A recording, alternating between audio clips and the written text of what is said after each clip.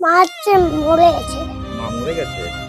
আচ্ছা, আর মনের মধ্যে আর কি রাখবো, কি আছে? আমরা জানি মরে গেছে, আর কি করব? আমাদের মুখের সামনে এরকম কথা বলেই তো আমরা মরা ছাড়া আর কি ভাববো? কি হচ্ছে? এখন ছেলেটা মামা করে প্রচুরই কান্নাকাটি করছে, তাকে ভুলানো যাচ্ছে নি, খাওয়া দাওয়াও করছে নি। আর সেই জন্য আমাদের বাড়ি থেকে সিদ্ধান্ত নিতে হলো যে একটা কিছু করতে হবে। সেই জন্য এটা একেবারে অসম্ভব জিনিস, এটা মেনে নিতে পারছি না। একটা বাচ্চাকে ছেড়ে চলে যাবে, মানা যাচ্ছে না। জীবিত মায়ের শ্রাদ্ধ শান্তি করল 4 বছরের ছোট্ট ছেলে। ঘটনা পশ্চিম মেদিনীপুর জেলার চন্দ্রকোনা রোডের দরখোলা এলাকায়। কিন্তু কেন, সেই প্রশ্ন খুঁজতেই গ্রামে গিয়ে দেখলাম শ্রাদ্ধ শান্তি করছে 4 বছরের ছোট্ট ছেলে। মাথা ন্যাড়া করে মায়ের ফটো সামনে রেখে রীতিমতো ব্রাহ্মণ ডেকে এই শ্রাদ্ধ শান্তির কাজ করলো। সে কারণে উঠে এলো পরিবারের লোকজনের প্রশ্ন করতে তার মা চলে গেছে অন্য পরপুরুষের হাত ধরে।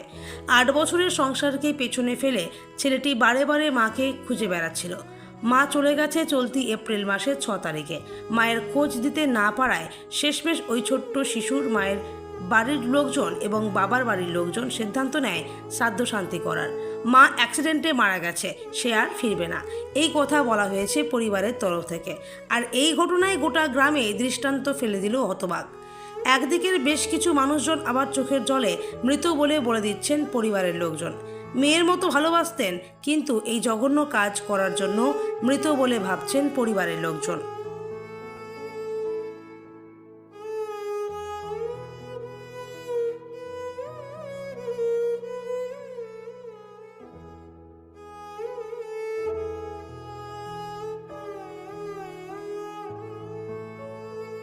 নাম তোমার? অংশগ্রহণ করে অংশুমান ঘোষ। হচ্ছে মা হচ্ছে মরে গেছে। মা মরে গেছে। আচ্ছা, মা আর আসছে না? মা কোথায় গেছে জানো? কি হয়েছে মায়ের? শুনে কথা চাপা দিতে, হ্যাঁ, গাড়ি চাপা দিতে। গাড়ি চাপা দিয়েছে। এখন ছেলেটা মামা করে প্রচুরই কান্নাকাটি করছে, তাকে ভুলানো যাচ্ছে নি, খাওয়া দাওয়াও করছে নি। আর সেই জন্য আমাদের বাড়ি থেকে সিদ্ধান্ত নিতে হলো যে একটা কিছু করতে হবে। সেই জন্য আমরা শ্রাদ্ধ শান্তি তাকে দিয়ে করিয়ে দিলাম, যাতে ও বোঝে, যে জানে যে আমার মা আর নাই, আসবে না, মারা গেছে। কোনো দাবি ছেলের প্রতি সে বলেই দিয়েছে যে আমার মায়া নাই, আর নাই।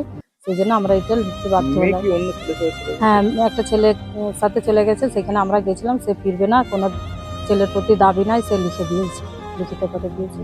তার নাম? আমার নাম মীনা ঘোষ। আমি সম্পর্কে দাদু হতাম, প্রচুর ইয়ার্কি ফাতালামি করতাম, নাত বউয়ের সঙ্গে যেমন করতে হয়। কিছুই বুঝতে পারিনি ভাই। আজ 8-10 দিন যাবৎ কথা বলতেন খুব। যাই হোক, এই জিনিসটা তো ঘটবে। সব থেকে বড় কথা, বাচ্চাটার জন্য ভিতর গুমগুম করে আমি অবাক হয়ে আছি। আমার 77-78 বছর বয়স, এই প্রথম আমি দেখলাম আমার জ্ঞানে। আচ্ছা, ওই গেল।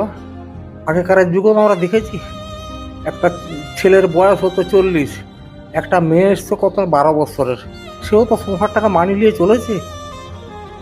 কিন্তু কি করলেন সেই জিনিসটা আপনি যাচ্ছে না। এটা একেবারে অসম্ভব জিনিস, এটা মেনে নিতে পারছি না। একটা বাচ্চাকে ছেড়ে চলে যাবে, মানা যাচ্ছে না। এখন মৃত বলেই ভেবে নিচ্ছে, আর কি করবো।